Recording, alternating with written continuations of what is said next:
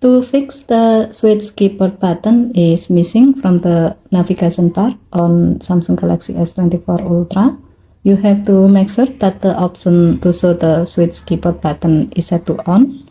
To do so, swipe down the top of the screen and then tap setting icon. Scroll down the screen to find General Management.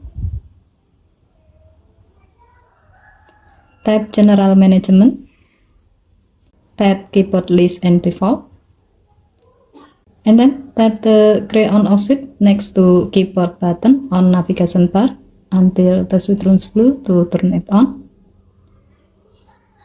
To see the result, open an app where you can use Samsung keyboard as the example while writing in the Note app.